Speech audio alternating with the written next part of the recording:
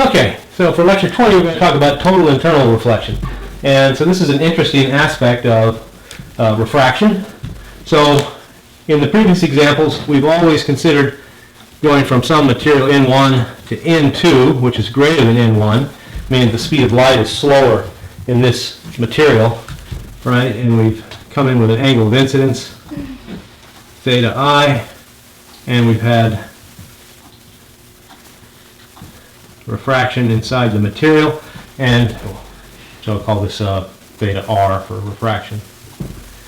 And so the refraction is taking place in higher index material, which means light is traveling slower in this material.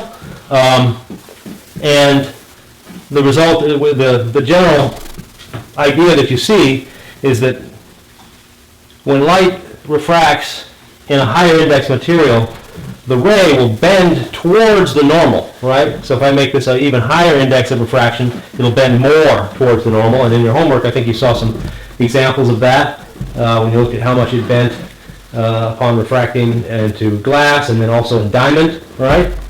It refracts much more in diamond than it does in glass because diamond has a much larger index of refraction. Whereas, of course, if N2 was equal to N1, right, there would be no refraction at all. The angle of incidence would be the same as the angle of refraction, so there would be no bending towards the normal. But what happens if we're the other way around? What happens if we're inside of a material, right, and I'll draw the normal to the surface of the material here, and this time I've got a ray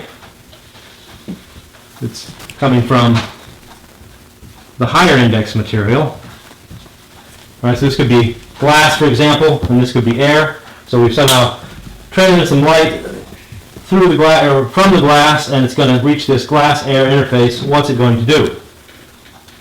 What's your gut tell you? In physics, we like symmetry, right? So if we see that when you go from lower index to higher index, it bends towards the normal, we would like it probably to bend away from the normal, going the other way around, right? So I'm going to exaggerate this. It wouldn't, of course, be that much, right? Unless it was a really high index material. Okay? So you can see that if we consider other rays, what's happening? Let me use a colored pen here. I'm going to move this over here into greater than N1. Let's consider another ray that's incident upon this, right? And then now this angle, right, is there here, and that means it's going to bend away from the normal even more, you see? Like this, okay? And so it seems that at some point, right, we must be able to find some angle for which the reflected or the refracted ray bends at 90 degrees, which means that it never exits the material, right? And so we can take Snell's law and write it down. N1 sine theta I. Well, actually, I'll call this N2 because remember we're starting in the high index material. Equals N1 sine theta refraction. But I want to ask about the condition where the refracted angle is 90 degrees. So what I'm going to do is I'm going to let the refracted angle equal 90 degrees. And so what does that give me? That says that N2 sine theta I equals N1 times the sine of 90 degrees. And who can remember what the sine of 90 degrees is? 0. Think about it. Right? 1. Yes, 1, right? The cosine of 90 degrees is 0, right? Yes. That's because we think of a triangle like this, right? And so we've got here's our angle, right? This is the adjacent part, or that we can get from the cosine, right? And this is the opposite part, which we can get from the sine. And so as this angle increases, the opposite part and the hypotenuse become exactly the same value, right? And we say that's equal to 1, right? Because the ratio of them is 1. Whereas the adjacent part becomes 0 because it vanishes as we increase that angle. So yeah, the sine of 90 degrees is 1, and so what we get is that N2 times the sine of theta. I'm going to call this now, instead of I, I'm going to call it C for critical, okay? So this is typically called the critical angle, okay?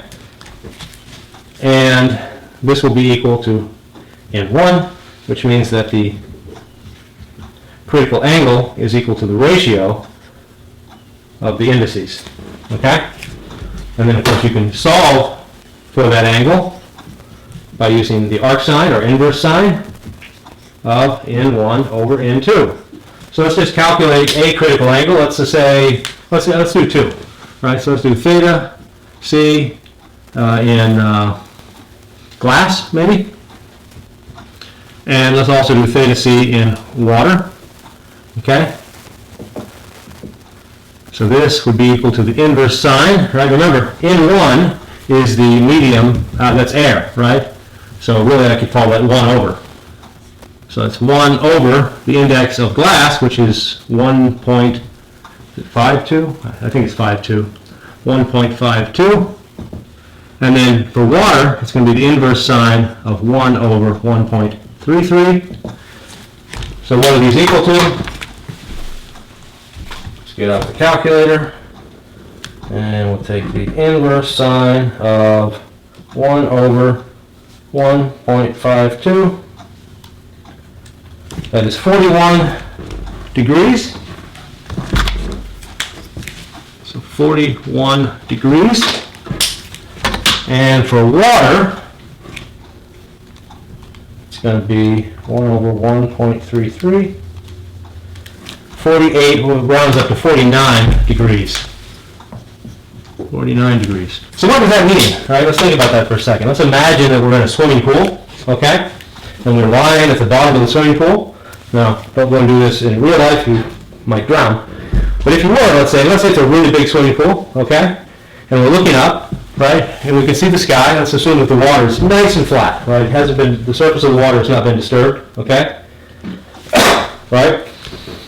And we'll see the sky. But if we look out at an angle, because this works backwards, right? This means that light coming in, right, at this angle, right, will arrive at this point. Light coming in at this angle will arrive at this point, okay? So we can think of these rays going backwards. So the light that's coming in to the pool, right, stuff that's out beyond 49 degrees, right, all we're going to see is the bottom of the pool. So it'll be like sky, and then we'll see basically what will appear to us as a reflection of the bottom of the pool around us, okay? And I'm sure you can go online and probably find an image on the internet that shows this effect. And maybe if you've done a lot of swimming in calm, placid lakes, you may have even observed it. But yeah, so it's an interesting thing that light can get trapped inside the substance, so to speak. Okay, and that's total internal reflection. Okay, good. All right.